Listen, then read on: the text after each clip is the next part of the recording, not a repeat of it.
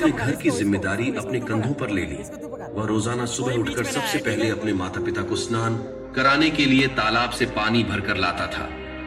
इसके बाद वह तुरंत जंगल की ओर लकड़ियां बीनने जाता। फिर लकड़ियां लाने के बाद श्रवण चूल्हा जलाकर माता पिता के लिए खाना बनाता था। श्रवण को इतनी मेहनत करते देख उसकी मां हमेशा उसे टोकती थी। वह कहती थी, श्रवण बेटा, तुम इतना सारा काम अकेले क्यों करते हो? खाना तुम मुझे बनाने दिया करो, मैं आसानी से बना लूंगी। इसके बदले तुम थोड़ा आराम कर लिया करो। मां की इन बातों को सुनकर श्रवण कुमार कहता, नहीं मां, मैं ये सारे काम आप लोगों के लिए ही तो करता हूं। भला अपने मां बाप के लिए किए गए कामों में कैसी थकान। श्रवण कुमार की इन बातों को सुनकर उसकी मां भावुक हो गई। वह रोज भगवान से प्रार्थना करती, हे प्रभु, इतना ध्यान रखने वाला श्रवण जैसा बेटा हर माता पिता के घर पैदा हो। श्रवण के मां बाप नियमित रूप से भगवान की आराधना करते थे। वह उनके लिए फूल और पूजा की अन्य सामग्री लाता, फिर खुद भी बिना देर किए माता पिता के साथ पूजा में शामिल हो जाता था। एक दिन श्रवण अपने माता पिता के साथ बैठा था, तभी उन्होंने श्रवण से कहा, बेटा, तुमने हमारी हर ख्वाहिश पूरा की है। अब हमारी केवल एक ही इच्छा है जिसे हम पूरी करना चाहते हैं। यह सुन श्रवण ने उनसे पूछा, ऐसी कौन सी इच्छा बाकी है जिसे आप पूरा करना चाहते हैं? आप केवल आदेश दें, मैं आपकी हर ख्वाहिश को पूरा करूंगा। इस पर श्रवण के पिता ने कहा, बेटा, अब हम बूढ़े हो चुके हैं और हम चाहते हैं कि मरने से पहले तीर्थ यात्रा के लिए जाएं। तभी श्रवण कुमार को एक तरकीब सूझी। वह तुरंत बाहर गया और वहां से 2 बड़ी टोकरी लेकर आया। उसने उन दोनों टोकरियों को एक मजबूत डंडे में मोटी रस्सी के सहारे लटकाकर एक बड़ा सा तराजू बना लिया। फिर श्रवण कुमार ने उस तराजू में अपने मां बाप को बारी बारी से गोद में उठाकर बैठा दिया। उसके बाद तराजू को अपने कंधों पर लेकर उन्हें तीर्थ यात्रा पर लेकर निकल पड़ा। वह लगातार कुछ दिनों तक अपने माता पिता को एक के बाद एक सभी पवित्र स्थलों पर घुमाने लगा। इस दौरान श्रवण कुमार ने अपने माता पिता को प्रयाग से लेकर काशी तक के दर्शन कराए। अपनी बेटे की मेहनत को देख उसके माता पिता बहुत खुश थे। उन्होंने एक दिन श्रवण से कहा, बेटा, हम देख नहीं सकते, लेकिन कभी भी हमें इस बात का दुख नहीं हुआ। तुम हमारे लिए हमारी आंखें हो। तुमने हमें जिस तरह सारे पवित्र स्थानों की कथा सुनाकर उनके दर्शन कराए हैं, ऐसा लगता है जैसे कि हमने सच में प्रभु के दर्शन अपनी आंखों से किया हो। एक दिन श्रवण कुमार आराम करने के लिए अयोध्या के पास अपने माता पिता के साथ रुका। तभी उसकी मां ने पानी पीने की इच्छा जताई। श्रवण को पास में ही एक नदी दिखाई दी। उसने अपने माता पिता से कहा, आप दोनों यहाँ आराम करें, मैं आप लोगों के लिए अभी पानी लेकर आता हूं। नदी के पास पहुंचकर श्रवण कुमार कमंडल में पानी भरने लगा। उसी जंगल में अयोध्या के राजा दशरथ भी शिकार के लिए पहुंचे थे। पानी में हलचल की आवाज सुनकर उन्हें लगा कि कोई जानवर पानी पीने आया है। उन्होंने बिना देखे केवल ध्वनि सुनकर ही अपना तीर चला दिया। दुर्भाग्य से वह सीधे श्रवण कुमार को लग गया। तीर लगते ही वह चीख पड़ा। इसके बाद राजा दशरथ जब अपने शिकार को देखने पहुंचे तो वहां श्रवण था।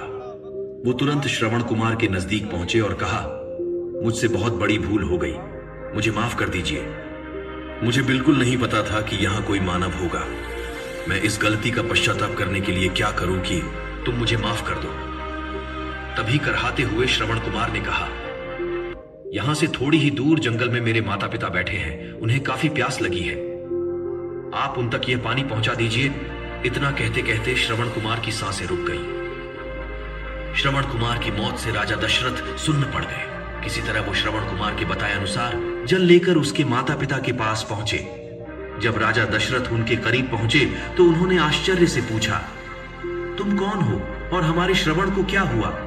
वह क्यों नहीं आया? राजा दशरथ उनके सवालों का जवाब नहीं दे पाए। उन्होंने चुपचाप पानी उनकी तरफ बढ़ा दिया। तभी श्रवण की मां ने चिंतित स्वर में जोर से कहा, तुम कौन हो और मेरा बेटा कहां है? ये बताते क्यों नहीं हो? श्रवण की मां की चिंता देखकर राजा दशरथ ने कहा, मां, मुझे माफ कर दीजिए। शिकार करने के लिए मैंने जो तीर चलाया था वो सीधे आपके बेटे श्रवण को जा लगा। उसने मुझे आप लोगों के बारे में बताया, इसलिए मैं यहाँ पानी लेकर चला आया। इतना कहकर राजा दशरथ चुप हो गए। राजा दशरथ की बात सुनकर श्रवण की मां जोर जोर से रोने लगी। श्रवण के पिता ने तभी राजा दशरथ को पुत्र वियोग का श्राप दे दिया। कुछ ही देर बाद श्रवण के माता पिता ने अपने प्राण त्याग दिए। बताया जाता है कि श्रवण कुमार के पिता के श्राप के परिणाम स्वरूप ही राजा दशरथ को अपने पुत्र राम से दूर रहना पड़ा था। राजा दशरथ के इस श्राप को पूरा करने के लिए ही भगवान राम को 14 वर्षों का वनवास हुआ। श्रवण के पिता की ही तरह राजा दशरथ भी अपने बेटे से दूरी को बर्दाश्त नहीं कर पाए और उन्होंने अपने प्राण त्याग दिए। कहानी की सीख: हर बच्चे को अपने माता पिता की सेवा श्रवण कुमार की तरह ही निस्वार्थ भाव से करनी चाहिए। मातृ सेवा भाव, पितृ सेवा भाव, यही परिवार, समाज और संस्कृति की शाश्वत नींव है।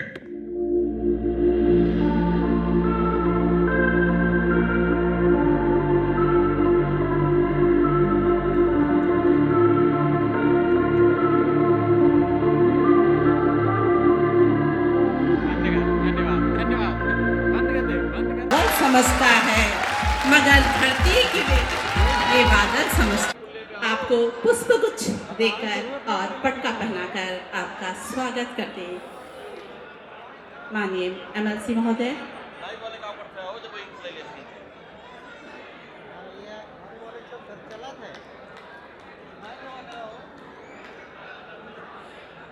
मैं अपने गीत गजलों से उसे पैगाम करता हूँ, उसी की दी हुई दौलत उसी के नाम करता हूँ। बहुत ही खूबसूरत लाइन के साथ महोदय आपका पुनः स्वागत और अभिनंदन है। मैं निवेदन करती हूँ कि हमारे समस्त कविगणों का आप सभी के द्वारा स्वागत और अभिवादन।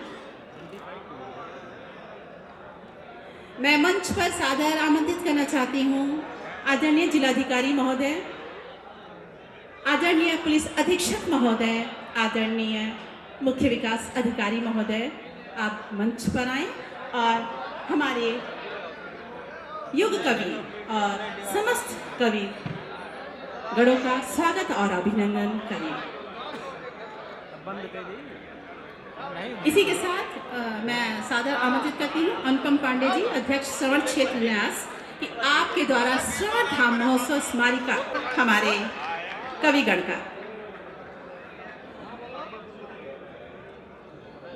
आदरणीय CDO सर के द्वारा, आदरणीय पुलिस अधीक्षक महोदय के द्वारा समस्त कवि गणों का सम्मान और स्वागत।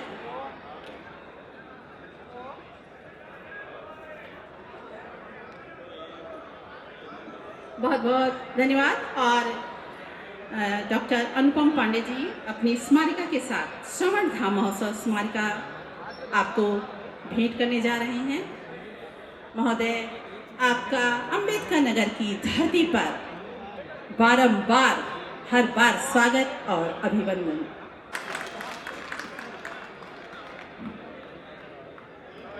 भगवान राम के प्राकट्य का हेतु जिस भूमि से निश्चित हुआ, ऐसे श्रवण धाम को सादर प्रणाम करता हूँ। अपार जनसमूह पीछे तक बैठा है। दो छोटी समस्याएं इस कार्यक्रम के वास्तु में हैं। एक तो ये कि बीचों बीच मीडिया स्टैंड बन गया, इसके पीछे लोग छिप गए हैं तो दिखाई कम दे रहे हैं, ये भी समस्या है। और एक जो सचमुच सुनने वाली जनता है वो पीछे फंसी हुई है, वहाँ उनकी तालियां यहाँ तक नहीं आ पा रही हैं। तो आप पर भी थोड़ी जिम्मेदारी है कि आपकी भी तालियां उठें। बड़ा मेरी पहली ही टिप्पणी स्वीकार कर लीजिए कि मैं इतनी दूर की यात्रा से आया हूं, पर मुझे लगा नहीं कि आपने मेरा स्वागत किया या मुझे स्वीकार किया। आपको चाहे वो मुझे पसंद नहीं।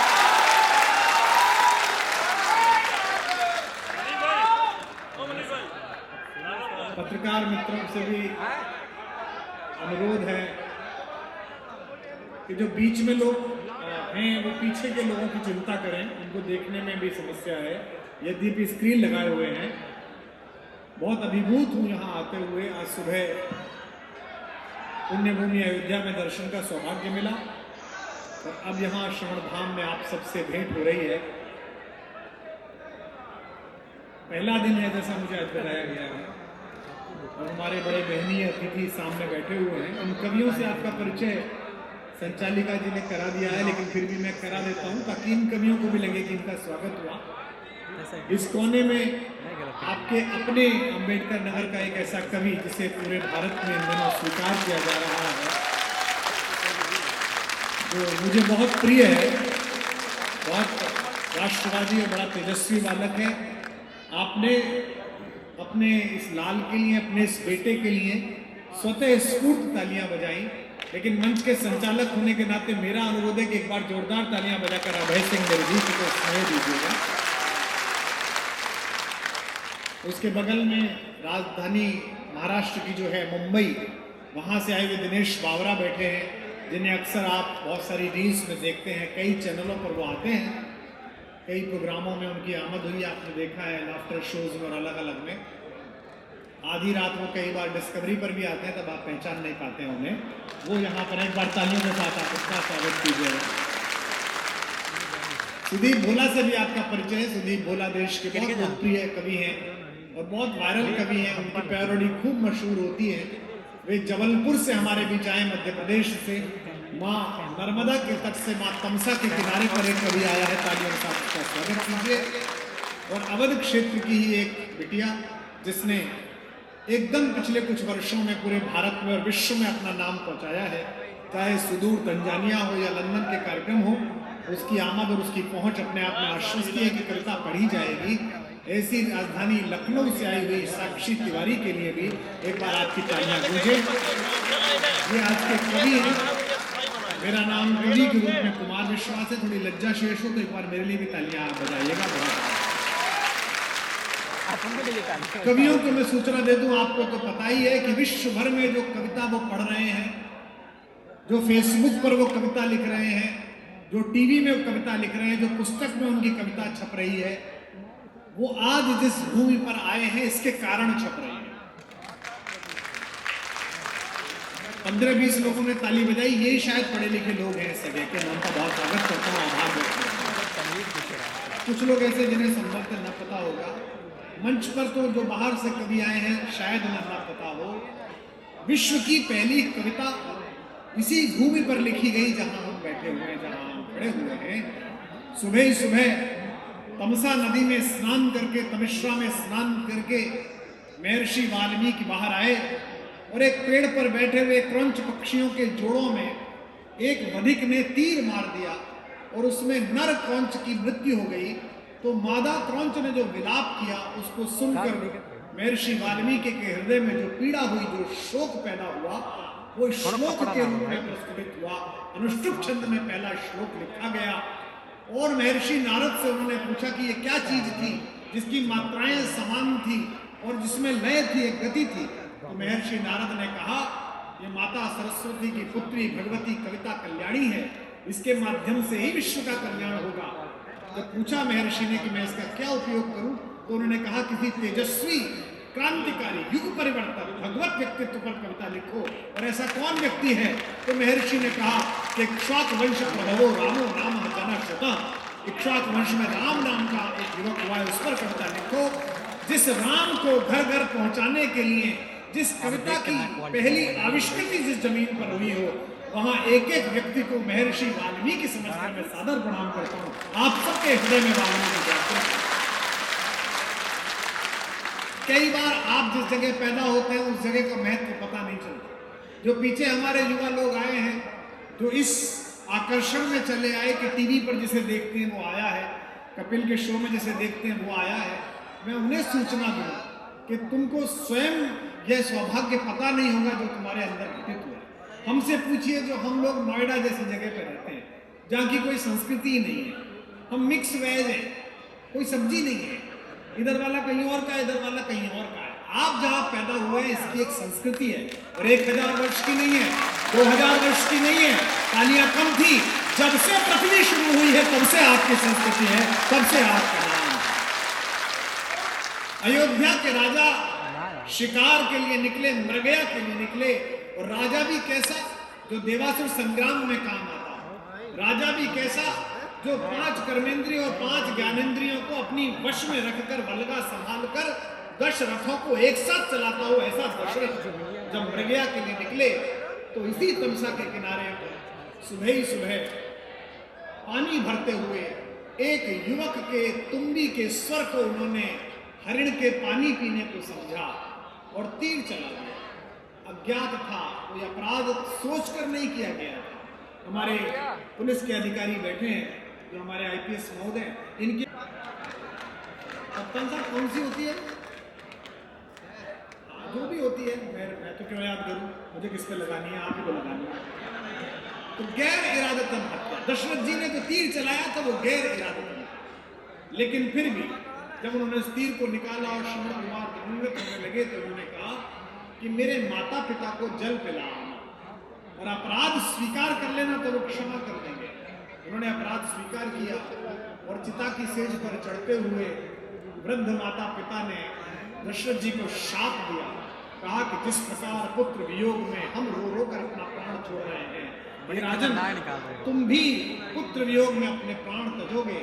दशरथ जी की आंख में आंसू आ गए और हाथ जोड़कर कहा कि आपको पता नहीं आपने मुझ पर कितना उपकार किया, आपके इस शाप में वरदान छिपा हुआ है। जैसे किसी जलते हुए खेत की बची हुई राख वहां नए बीज पैदा करने के लिए वातावरण प्रस्तुत करती है, बीज प्रहोर जननी, बीज के प्रहोर से जननी बन जाती है धरती, ऐसे आपके शाप में वरदान है। आज कम से कम ये तय हो गया कि मेरा पुत्र पैदा होगा और मैं पुत्र का मुख देखूंगा। जो पुत्र का मुख देखने के लिए तरस रहा था उस दशरथ को शाप के रूप में वरदान भी आप ही की जमीन ने दिया है।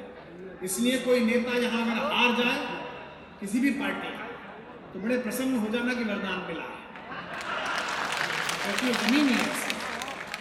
हरिओम जी बैठे हमारे बहुत पुराने भाई मित्र हैं आपके, नहीं दोनों हाथ मत जोड़ो, हम छोड़ेंगे नहीं। विधायक जी ने हाथ जोड़ लिया कि शायद हम कम हाथ रखेंगे, हम तो इसी बात के लिए बुलाए जाते हैं और हम तो बोलेंगे क्योंकि पेमेंट हो चुका है। और आप तो विधायक हो, हम तो इनके सामने भी बोलते हैं यहाँ खड़े हो गए, हम तो क्या बोला इसी काम के लिए, क्योंकि हमें आप नहीं बुलाते, वो जो पीछे जनता खड़ी हुई है प्रतीक्षा में वो बुलाती है, उसकी तालियां बुलाती है। भाजपा के लोग बड़े प्रसन्न हैं आजकल, बंबई में चुनाव जीते हैं, आनंद के साथ बैठे हुए हैं, पूरी सरकार यहाँ बैठी हुई है, पूरा प्रशासन यहाँ बैठा हुआ है। उत्तर प्रदेश पुलिस के हमारे जवान, उनका भी मैं आभार व्यक्त करता हूँ कि बड़ी मेहनत के साथ उन्होंने व्यवस्था बनाई है। कप्तान साहब यहाँ पर स्वयं बैठे हैं। अब देखो मैंने पुलिस की तारीफ की, कप्तान साहब 5 ही तालियां आई तो आप ही सोचो कि ऐसा क्या चल रहा है, मतलब हम क्या कर रहे हैं, गंभीर बात है। मैं कहीं भी भारत में जाता हूँ लोग पुलिस की तारीफ करते हैं, दूसरे प्रदेशों में, मैं यूपी का रहने वाला, मैं कहता हूँ भारत में जैसी उत्तर प्रदेश पुलिस है ऐसी कहीं नहीं। उत्तर प्रदेश पुलिस से शालीन, उत्तर प्रदेश पुलिस से सभ्य पुलिस पूरे भारत में नहीं। एक ऐसी सभ्य पुलिस जो अपराधी के घर जाकर कहती है कि आइए नई फॉर्च्यूनर में बैठ के चलिए। अपराधी कहता है ऊंट पे बैठ के चला जाऊंगा, आपकी गाड़ी पे नहीं बैठूंगा। इतना आदर करने वाली पुलिस यहाँ पर मौजूद है और हम इसलिए भी आभारी हैं। पुलिस हमारी बात सुन रही है, जो जनता की नहीं सुने वो हमारी सुन रही है, इसके लिए भी हम आपके बहुत आभारी हैं। बहुत सुंदर आपने मंच बनाया है, बड़ी अच्छी पुष्प की नीचे व्यवस्था की है, सामने अतिथि लोग सोफे पर बैठ गए हैं, इस बीच चाय वाला आ गया है। नहीं, भाजपा के राज्य में चाय वाले को मत रोको, क्योंकि जिसने चाय वाले को रोका उसकी दुकान बंद होगी। बहुत खतरनाक है, बस देश दो में फंसा हुआ है, एक चाय वाला में एक गाय वाला। आनंद के साथ सुनिए, आप जिस दल के भी हो, जिस भी राजनीतिक वैचारिकी के हो, कवियों को आनंद के साथ सुनिए। कवि आनंद वर्धक है। हम कविता कल्याणी के आंगन में खेलने वाले वो नौनिहाल हैं जिनकी तुतलाती भाषा में व्याकरण मत ढूंढिएगा, आचरण ढूंढिएगा, प्रेम ढूंढिएगा, अनुसरण ढूंढिएगा। जो विशेष रूप से आगे जो लोग बैठे हैं, जो निश्चित रूप से शहर के बड़े वाले होंगे, आप सबसे भी अनुरोध है कि थोड़ा और जागृति के साथ हमें सुनेंगे। मैं माँ सरस्वती को प्रणाम करता हूँ, उस कविता कल्याणी को प्रणाम करता हूँ जिसके कारण थोड़ी सी व्याप्ति विश्व भर में हमारी हुई कि मुस्कुराती जिंदगानी चाहिए, शब्द की जागृत कहानी चाहिए, सारी दुनिया अपनी हो जाती है बस एक उसकी मेहरबानी। एक अनुरोध आपसे और कर दूं, कवियों को आपका प्रतिसाद मिलता रहे, आपकी तालियां और आपकी दाद मिलती रहे, तो उतनी ही कविता उनके अंदर से निकलेगी। हमारे बीच अन्य संगठनों से भी सभी लोग बैठे हुए हैं, उन सबका भी बहुत बहुत हार्दिक स्वागत है। अनेक कवि और साहित्यकार भी आज सुनने के लिए आए हैं, मैं उनका भी स्वागत करता हूँ।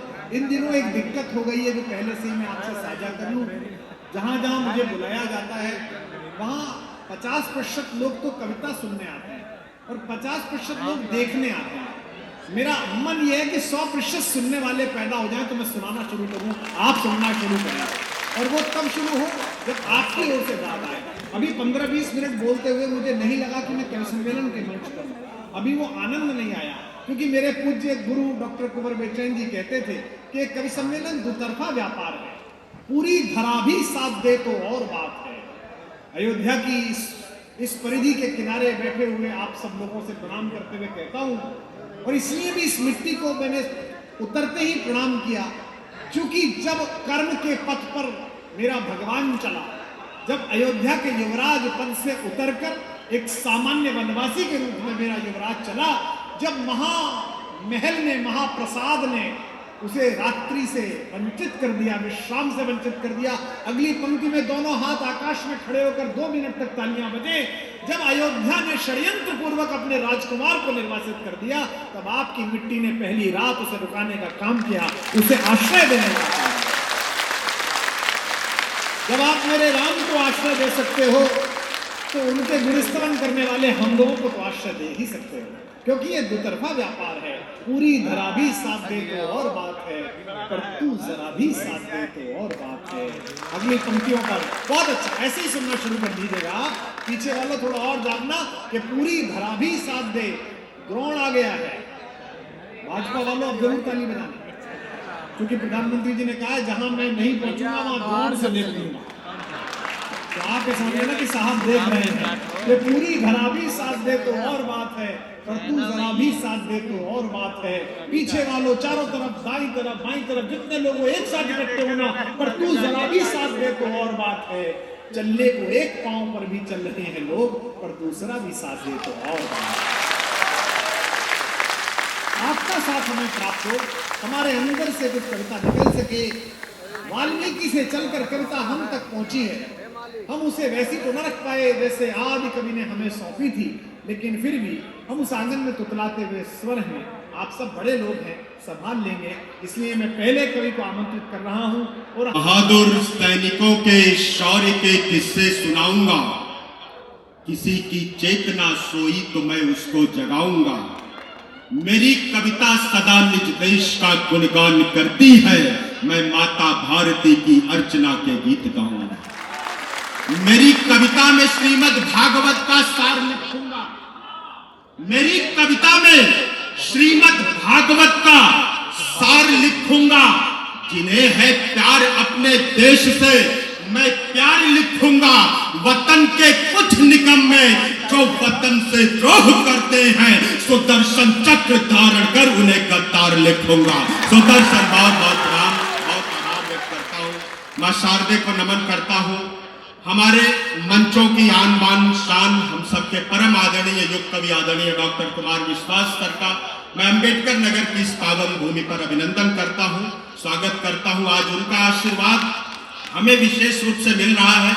ये श्रवण क्षेत्र धाम निश्चित रूप से आज वास्तव में धन्य हो रहा है, जो कविता के हमारे सबसे बड़े हस्ताक्षर राम कथा मर्मज्ञ आदरणीय डॉक्टर कुमार विश्वास जी इस मंच पर उपस्थित हैं। मैं अपने क्रम में हूँ, समय की एक अपनी मर्यादा है। जब हमारे कविता परिवार के कुलाधिपति इस मंच पर हैं, तो हमें एक नियत समय में अनुशासन के साथ अपनी बात करनी है। आइए मैं उसका पालन करता हूँ और अपना काव्य पाठ प्रारंभ करता हूँ। मैं अपने घर के आंगन में हूँ।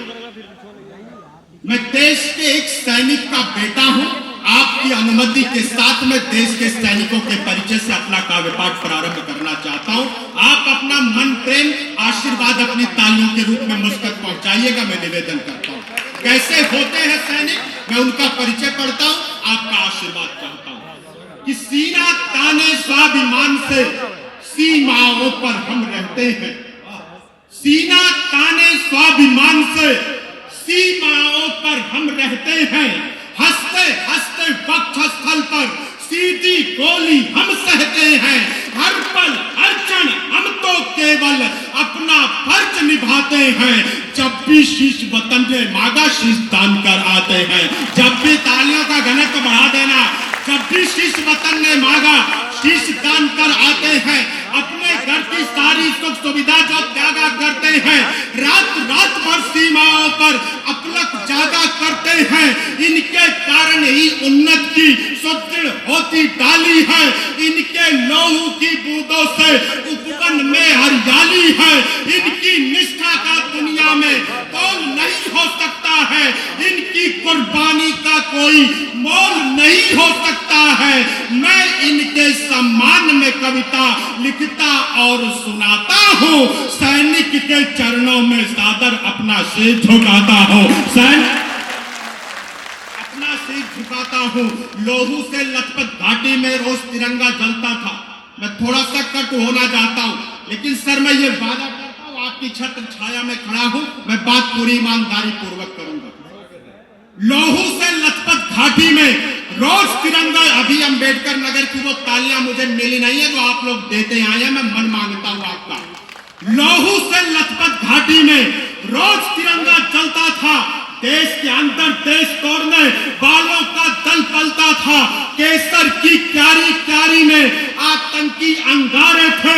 दिल्ली की छाती पर भारत मुर्दाबाद के नारे थे।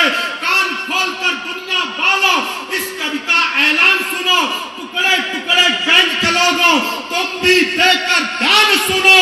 भारत माता का हरगिज सम्मान नहीं खोने देंगे। अपने पूज्य तिरंगे का अपमान नहीं होने देंगे। अपने पूज्य तिरंगे का अपमान नहीं होने देंगे। कि दिल के गहरे सागर में यदि देश प्रेम का द्वार है, मैं थोड़ा सा और कट होना चाहता हूँ। दिल के गहरे सागर में यदि देश प्रेम का ज्वार नहीं, जिनको मुल्क पड़ोसी भाता भारत माँ से प्यार नहीं, जिन लोगों ने वंदे मातरम गीत किया स्वीकार नहीं, जनगण मन अधिनायक जय हो जिनको अंगीकार नहीं, मैं दिनकर का वंशज हूँ सीना ठोक के बोलूंगा, ऐसे लोगों को भारत में रहने का अधिकार नहीं।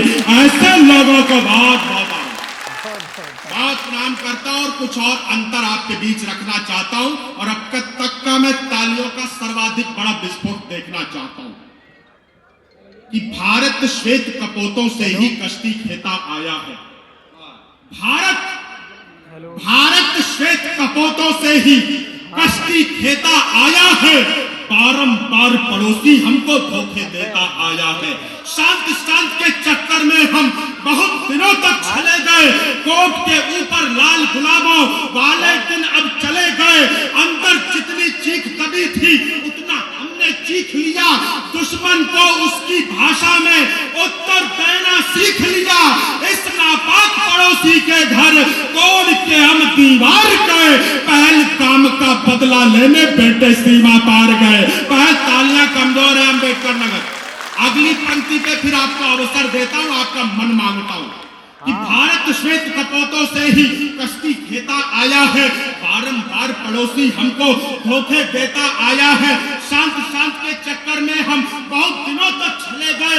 कोट के ऊपर लाल गुलाबों वाले दिन अब चले गए। अंदर जितनी चीख तभी थी उतना हमने चीख लिया। दुश्मन को उसकी भाषा में उत्तर देना सीख लिया।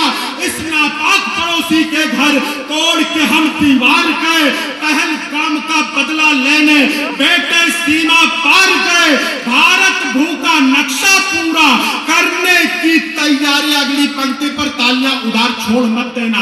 भारत भूखा नक्शा पूरा करने की तैयारी है। 370 हटा दिया, अब पीओके की बारी है। बहुत धन्यवाद देता हूं और एक महत्वपूर्ण विषय पर लेकर चलना चाहता हूं। मंच पर मेरी छोटी बहन की उपस्थिति है, सम्मुख भी हमारी बहनें उपस्थित हैं। मैं इस देश की एक बड़ी समस्या और उसका समाधान वीरभूमि मेवाड़ में देना चाहता हूं। जब हमारी बहनें 36 टुकड़ों में कटकर फ्रिज और सूटकेस में भरी जाने लगी, तो मैं महात्मा श्रवण के इस धाम पर मैं अपने देश की बहनों से एक निवेदन करना चाहता हूं कि धर्म सनातन की गौरव तुम खुद को भूल नहीं जाना। धर्म सनातन की गौरव तुम खुद को भूल नहीं जाना। कोशिश लाख करे कोई पर बहकावे में मत आना। धर्म सनातन की गौरव तुम खुद को भूल नहीं जाना। कोशिश लाख करे कोई पर बहकावे में मत आना। मां जाति मृग के प्रस्तावों को स्वीकार नहीं करना। जो नफरत के लायक है तुम उससे प्यार नहीं करना। वेश बदल कर बन जाते ये मिश्रा यादव शिंदे हैं। प्रेमी जिनको समझ रही हो हबसी और दरिंदे हैं। बहनों तुम पर बाबर खिलजी का उन्माद नहीं होगा। पद्मावती से सीखोगी तो लफ्ज़ याद नहीं होगा। पद्मा बहुत धन्यवाद देता हूँ, बहुत प्रणाम करता हूँ और एक विशेष रचना से जोड़ता हूँ।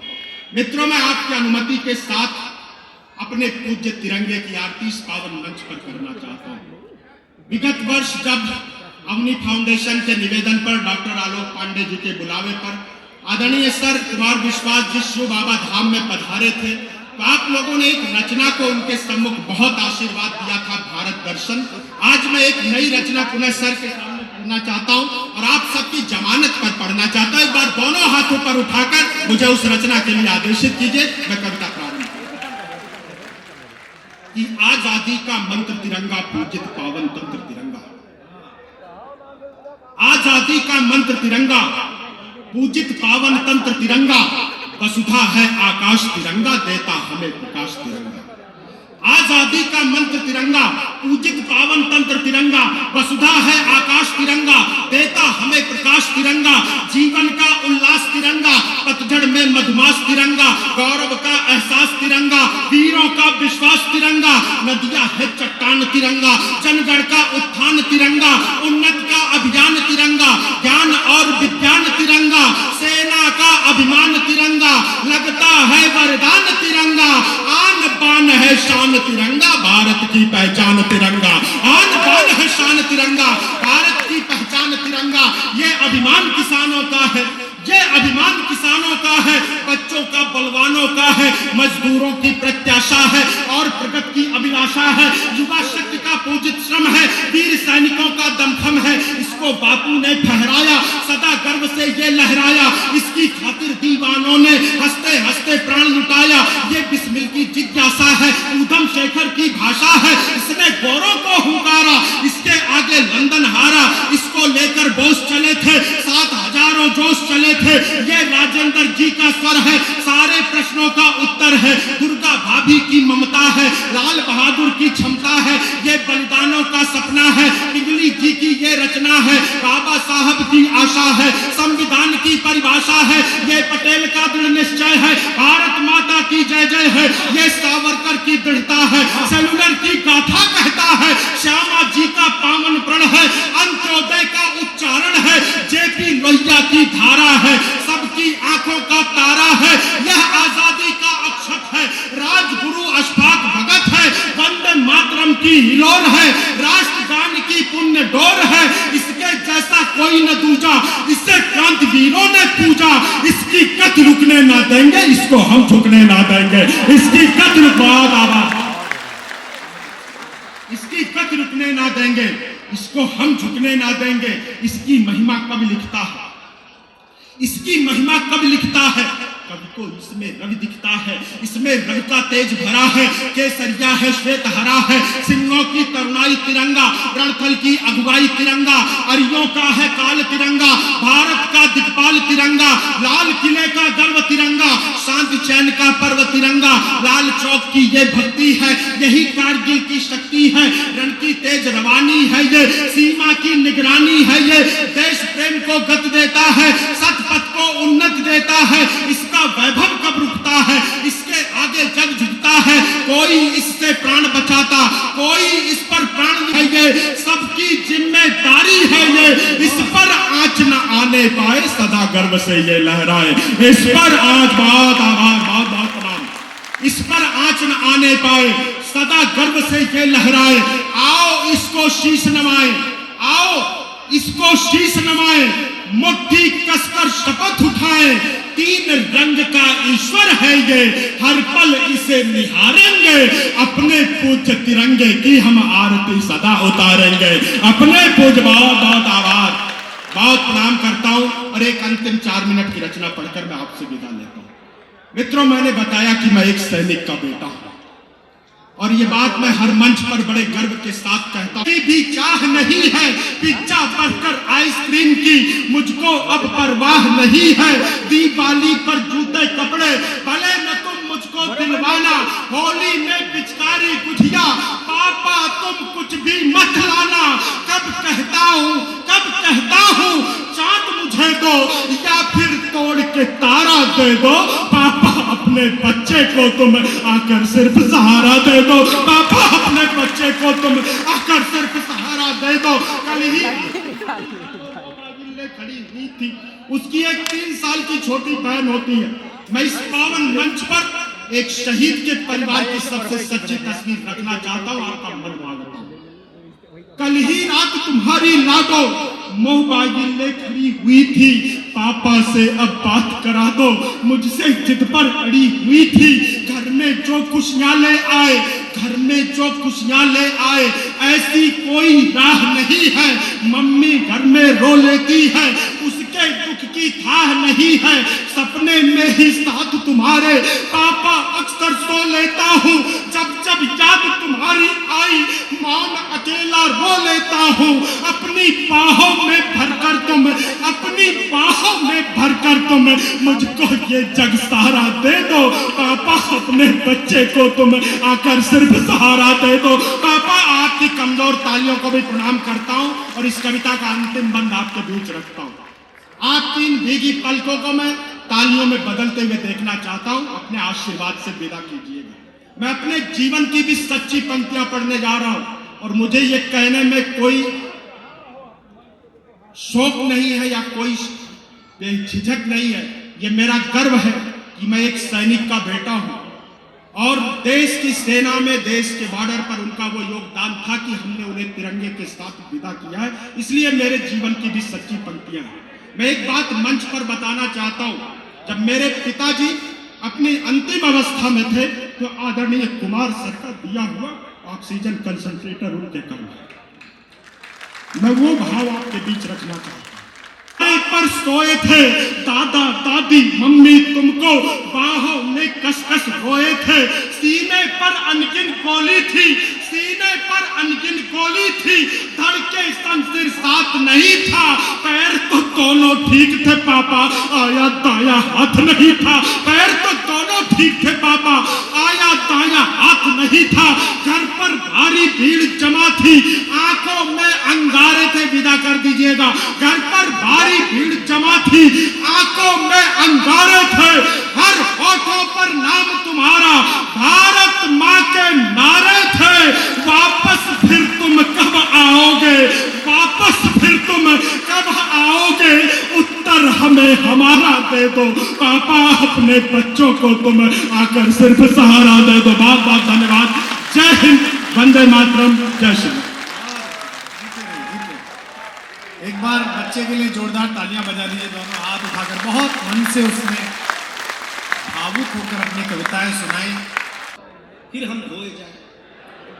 20 साल तक मैं आपके नाम से इतना टूटा गया था, मैं उसी दिन से घूमता था साहब दिखते कैसे होंगे, साहब होंगे कैसे। अगली बात पर एक एक हाथ खड़ा कर देना। मैं श्रवण धाम में हूँ, उस दिन मैंने कसम खाई थी कि मैं जरूर ऐसा कोई काम करूंगा कि जिलाधिकारी महोदय नीचे बैठे होंगे।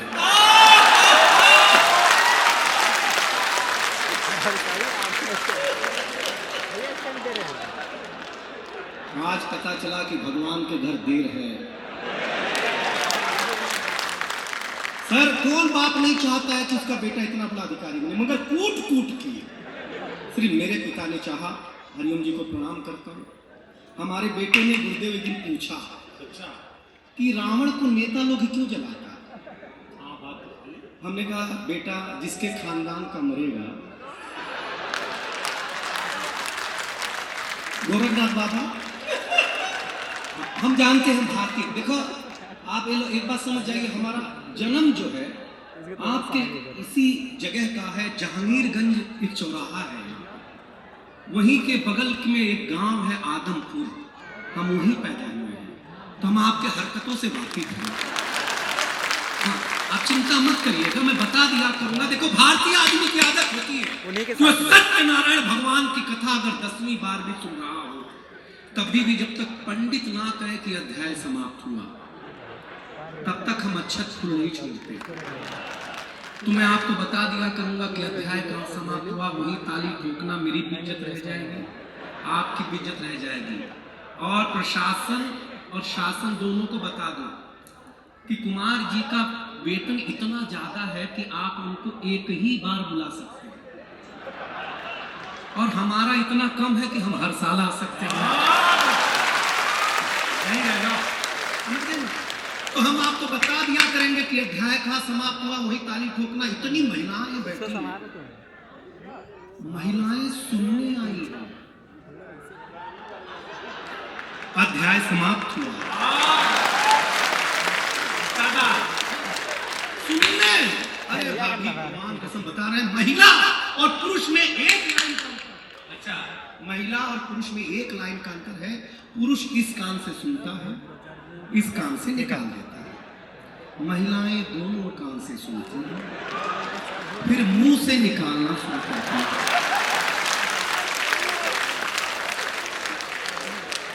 मजा आ रहा है आप लोगों को? मजा, आनंद लीजिएगा, बहुत अच्छी व्यवस्था है, कोई डाउट नहीं इसमें। मैं भी 15-20 मिनट के लिए हूं, उसके बाद आप सारे लोग सुनेंगे। देखिए, मूलतः मेरा ननिहाल यहाँ है, लेकिन मेरी पिताजी का घर जो है गोरखपुर जिले में, और हम भोजपुरी बोल ले ली, गोरखपुर की भाषा समझ ले लोग, नहीं समझ में आती फिर भी कहीं ये समझ लेते हैं, क्योंकि गोरखपुर समझ रहे हैं, क्यों समझनी चाहिए भाषा। वहाँ के महाराज जी ऐसे हैं कि जिसको जो भाषा आए उसी में समझाते हैं, लेकिन आप गोरखपुर समझ जाए तो बच जाते हैं। आनंद लेना, अभी आप मेरे लायक हुए नहीं दोस्त। मैं जिस देखिए, यहाँ बहुत शिक्षक भी बैठे हैं, भगवान कसम, हम किस जमाने के थे, हम जब 5 साल के थे, और मीडिया भी बैठी होगी, मीडिया को प्रणाम करता हूँ, बहुत अच्छा लग रहा है। गुरुदेव, अच्छी बात यह है कि पहले लोग झूठ बोलते थे और मीडिया खोज के लाता था। मीडिया झूठ बोलता है।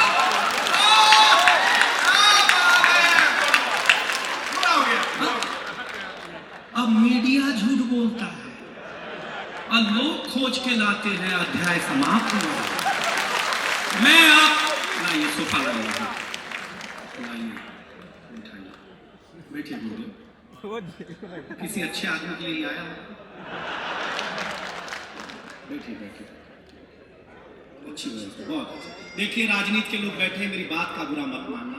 कुमार सर ने मुझसे कहा था कि बेटा जो मन में आए वो बोल देना, मैं बचा लूंगा। हाँ, समझ, तो मैं उन्हीं के भरोसे जमानत पर जो मन में आएगा वो बोल दूंगा, आप बचा लेना।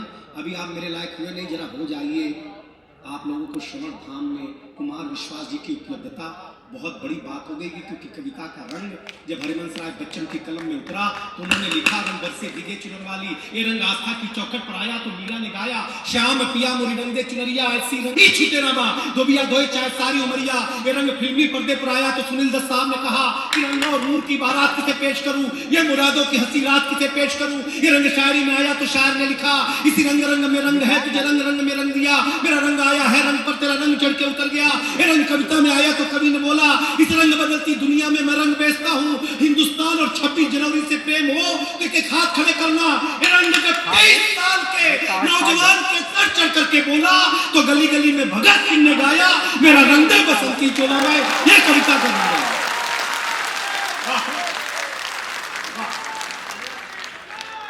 यही वाला जोश भर करके बीजेपी वोट ले लेती है। भारत माता की जय दब जाता है। हाँ, भारत माता और राम जी, भारत माता और राम जी, यही दो विषय ऐसे हैं और होने भी चाहिए, मैं इसके पक्ष में, यही दोनों हैं। बैठे बैठे सारे लोग आ गए। अब मैं एक कविता सुना। देखिए, हम 5 साल के थे तो हमारे पिताजी हमें स्कूल में जमा करते। एडमिशन तो अब होता है ना, एक फादर घर में, एक फादर स्कूल में। देखिए, कविता कान और ध्यान का विषय है।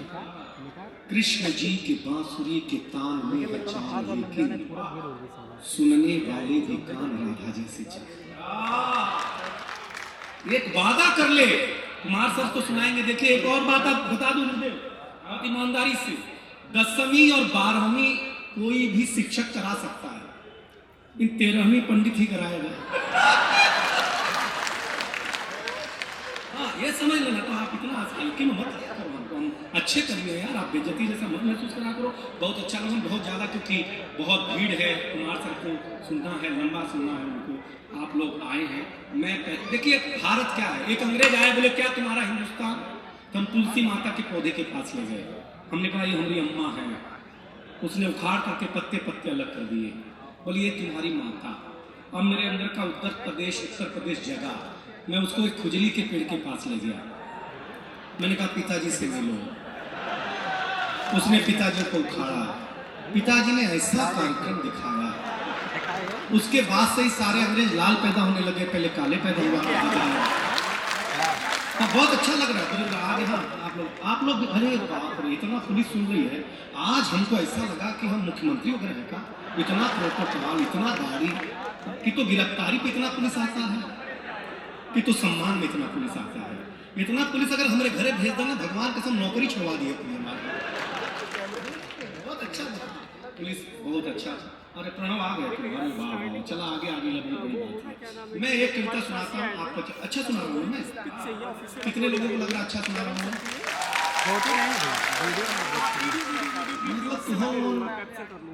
जबरदस्ती वो डाल रहा है। जब आप अच्छी लगे तो आप, आज की रात हम सबने बड़ी लंबी दूरी तय की है। अगर आपकी तालियां यहाँ से यहाँ तक की दूरी तय नहीं कर पाएंगी ना, तो हमारा भी आना व्यर्थ है और आपका भी आना व्यर्थ है। ये रिश्ता जरा बना के रखना दोस्त। अभी हाँ, मैं सही बता रहा हूँ, ये रिश्ता बना के रखना। मैं एक कविता सुनाता हूँ। देखिए, नेता लोग बैठे हुए। गुरुदेव, हमारे यहाँ महाराष्ट्र में अभी चुनाव हुआ, ग्रामीण पट्टी में चुनाव हुआ, उत्तर प्रदेश में चुनाव होता है, सब जगह चुनाव होता। हमारे गोरखपुर में बहुत साल पुरान बात है, आपकी सरकार तब नहीं थी, बताना चाहिए ना। पंडित हम है, यादव पंडित, यादव जी के घर में एक चोर घुसा है। तो यादव जी ने पहले 20 मिनट ढूंढा उसको और पूछा क्या नाम है। तो चोर ने बोला राम लखन यादव। बोला पहले क्यों नहीं बताया कि तू यादव है यार, इतना नहीं मारते कुछ को यार। तो थाने में गया, दरोगा साहब से बोला हमारे घर में चोर घुस आया है, उसे पकड़ लीजिए। तो दरोगा ने कहा कि तुम अकेले रहते हो यार, चोर होगा। अरे बोले सर, उसका पैर हमने रस्सी से बांध दिया है। तो दरोगा जी ने पूछा हाथ का क्या किया? बोले साहब वो तो नहीं बांधा। तो बोले हाथ छुड़ा करके भागा नहीं होगा? यादव जी का कॉन्फिडेंस। यादव जी ने बोला सर नहीं भागा होगा, वो भी यादव है। जो बात हमारे समझ में नहीं आई, वो उसके समझ में कैसे? अध्याय समाप्त हो, आपको ताली बजानी है। हम बता दिया, ये तो छोड़ दीजिए। एक पंडित जी रोज कथा बाँच के आते और पंडिताइन उनको इज्जत ही नहीं देती, बिल्कुल इज्जत नहीं देती। चलिए ठूस लीजिए, खा लीजिए, बोलती नहीं थी।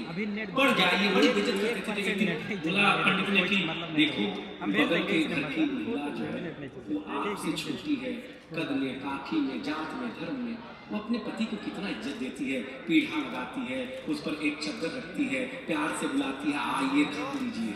एक तो पंडित कुलीन घर की होकर के ये व्यवहार करती हो। पंडित का, पंडिताइन का भाव जगा तो वो लगी पीढ़ा खोज रही, पीढ़ा नहीं मिला तो एक गोईठा लेके आए ठंडा, और उस पर एक चद्दर डाल करके पंडित जी को बहुत प्यार से बोला चलिए ना पंडित जी खा लीजिए। पंडित जी बोले पंडिताइन 20 साल कैरियर में पहली बार इज्जत से बुलाया है, चलो आज पेट भर खाएंगे। लेकिन भाग्य में इज्जत लिखी ही नहीं थी। उस कंडे में, गोईठे में थी बिच्छी। जैसे ही पंडित जी वैसे बच्ची ने पूछ लिया। तो पंडित जी ने कहा बेटा तुम बेइज्जती से ही बुलाया करो, इज्जत दिया ही मत करो। तो किसी के जीवन में इज्जत होती है, किसी के जीवन में इज्जत होती है। आप वही बिच्छी वाला काम कर रहे हैं, आपको बधाई देता हूँ। बिना ताली बजा करके मैं एक कविता, आप जोरदार ताली बजा दो, मैं एक कविता बोलता हूँ किसी जगह। बहुत अच्छा सुना है, बहुत अच्छा सुना। अगले साल नहीं आएंगे। व्यवस्था बहुत आदमी बुला लिया भाई आप लोगों ने, नहीं बुलाना चाहिए। चलिए ठीक है, मैं एक कविता सुनाता हूं, आपको अच्छी लगेगी। जीवन में पानी बहुत महत्वपूर्ण है, ये बात मुझे दूध वाले ने बताई। गुरुदेव एक अच्छी बात देखे चाचा के देखिए, गाय को चारा खिलाइए, गाय को चारा खिलाएंगे, चारा खाने के बाद जठार में मतलब हमने कहा आपके घर पे कभी मेहमान आते हैं, उन्हें तो पानी पिलाते हैं। बोले ना ना ना, हम उनके सामने बैठ के अचार खाते हैं। हमने कहा अचार खाने मात्र से आप जी लेते हैं? बोले नहीं नहीं, हमारे अचार खाने से मेहमान के मुंह में पानी आ जाता है और वो अपने आप पी लेते हैं। हमने कहा तुम कमाल हो भाई। वो बोला कमाल हम नहीं है, कमाल पानी है।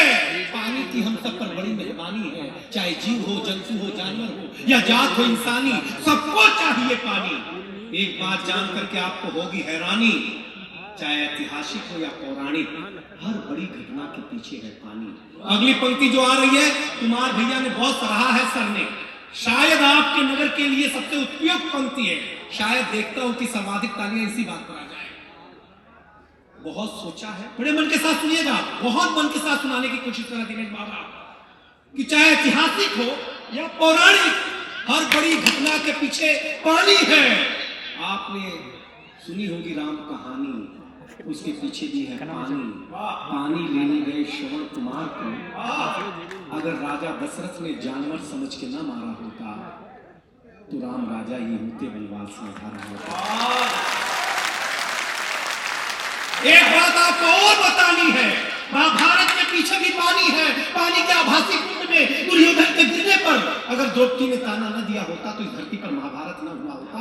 एक किस्सा जो राजस्थानी है उसके पीछे भी पानी है। पानी के आभासी कुंड में, पानी के आभासी कुंड में आपने बता दिया। एक किस्सा जो राजस्थानी है उसके पीछे भी पानी है, पानी है, पानी है। पानी में ही तो अलाउद्दीन खिलजी ने रानी पद्मावती का चेहरा देखा था और पाने की जिद करनी थी, लेकिन रानी भी छटपटाई थी, जौहर करके पानी की लाज रखी थी। यहाँ किसान बैठे होंगे, खेत मेड़ में काम करने वाले लोग बैठे होंगे, जरा सुनना और तालियां देना कि बहुत सोचा है, हाँ, बहुत खाक छानी है, तब जाकर के एक बात जानी है, धरती और आकाश के प्रेम के बीच में भी पानी है। शायद ताली की पंक्ति आगे वालों पीछे वालों अब आ रही है, शायद इसीलिए जब कभी आसमान का पानी घट जाता है तो नीचे धरती का कलेजा अपने आप फट जाता है।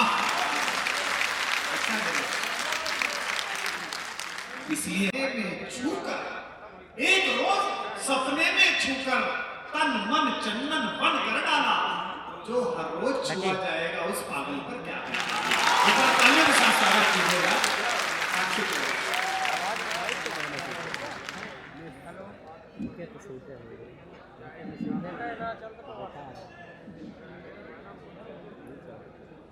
दिनेश भैया ने पानी बचाने पर कविता सुनाने में अपना बहुत पसीना बहाया। एक बार जोरदार तालियां उनके लिए बजाएं। मैं सीधे सीधे काव्य पाठ प्रेषित करती हूँ, माँ शारदे को प्रणाम करती हूँ, समृद्ध मंच को प्रणाम करती हूँ। आप सभी के मध्य पहली बार आई हूँ, आपसे भरपूर आशीर्वाद लेकर जाना चाहती हूँ। यहाँ से 4 पंक्तियां आप सभी के लिए पढ़ती हूँ। सुनो। भले मेरे पीछे जमाना पड़ेगा, भले मेरे पीछे जमाना पड़ेगा, मगर तुम बुलाओ तो आना पड़ेगा। बहुत आभार, ऐसे सुनना है। मगर तुम बुलाओ तो आना पड़ेगा, अभी मुस्कुराने का मन तो नहीं है, अभी मुस्कुराने का मन तो नहीं है, तुम्हारे लिए मुस्कुराना।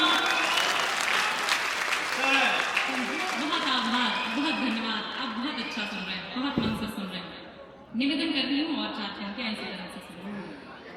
कोई रास्ता ना बता दीजिएगा, कोई रास्ता ना बता दीजिएगा, जहर से भी बेहतर दवा दीजिएगा, कोई आपके नाम से मुझको छेड़े, कोई आपके नाम से मुझको छेड़े, उन्हें क्या बताऊं बता दीजिए।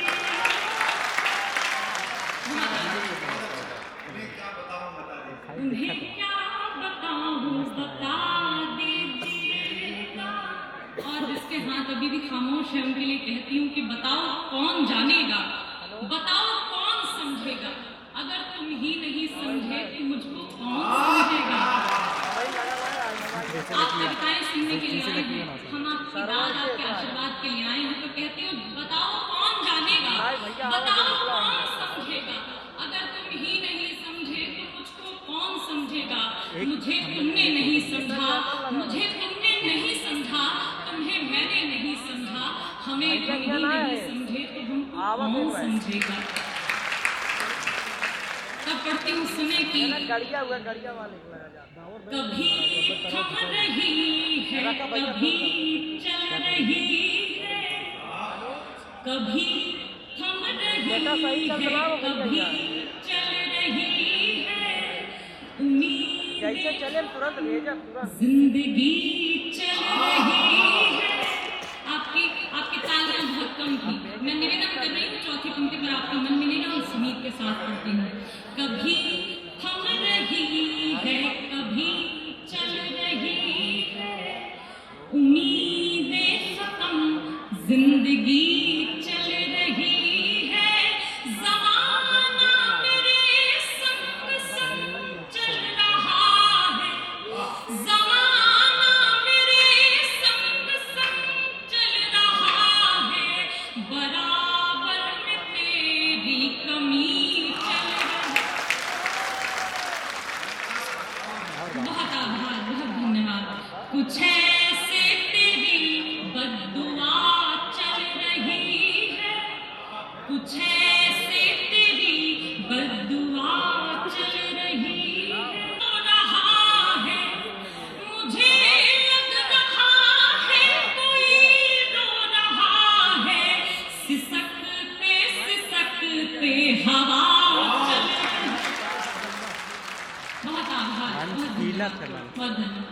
संख्या ज्यादा होगी यहाँ से सुनिएगा आप बहुत मन से नहीं सुनिएगा, टूटी ना सुनाती हूँ। नहीं कुंटल वाले ना हैं सब 70 75 60 यूं ख्वाबों में आवारगी चल रही है कि पैरों में बेचारगी चल रही है, जरूरत पड़ी तो मना लूंगी तुझको, जरूरत पड़ी तो मना लूंगी तुझको, अभी खुद से नाराजगी चल रही है,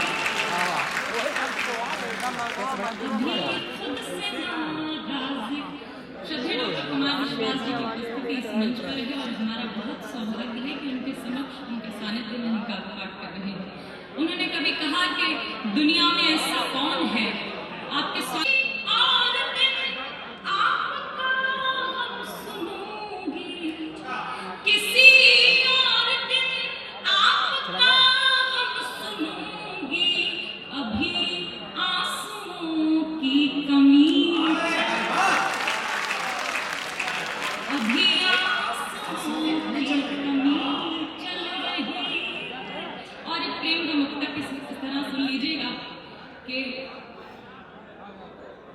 अब मेरे हिस्से की बरसात कहाँ होती है, अब मेरे हिस्से की बरसात कहाँ होती है, आजकल बोलते ही रात कहाँ होती है। और एक दिन मल्लिका ने दासियों से पूछ लिया, एक दिन मल्लिका ने दासियों से पूछ लिया, अब शहंशाह की खैरात कहाँ होती है, अब शहंशाह की खैरात कहाँ होती है। अब मैं जिस गीत की तरफ, जिस गीत के लिए मुझे आदेशित किया गया है उसकी भूमिका की तरफ बढ़ती हूँ, उस गीत की तरफ बढ़ती हूँ। सुनिएगा कि कदम जब लड़खड़ाएंगे। अब मैं अभी तक अपनी तालियां मांग रही थी, अब जिस विषय की कविता पढ़ रही हूँ, जिसके लिए कविता पढ़ रही हूँ, उनके लिए तालियां मांगती हूँ। सुनिए।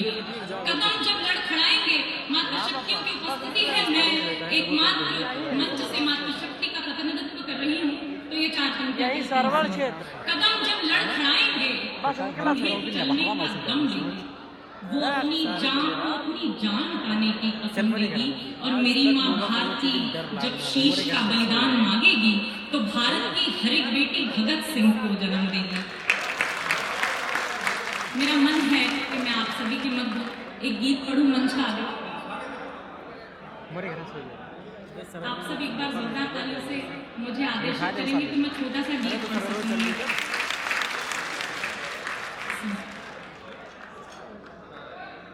भक्ति भाव का किसी जो भक्त को तलाश हो, भक्ति भाव का किसी जो भक्त को तलाश हो, जब अशांत मन में शांति का नहीं उजास हो, जब कहीं से भी किसी से भी न कोई आस हो, जब अधर के शब्द शब्द में निरीह प्यास हो, तब हृदय का गान भूल सारे गम कहो।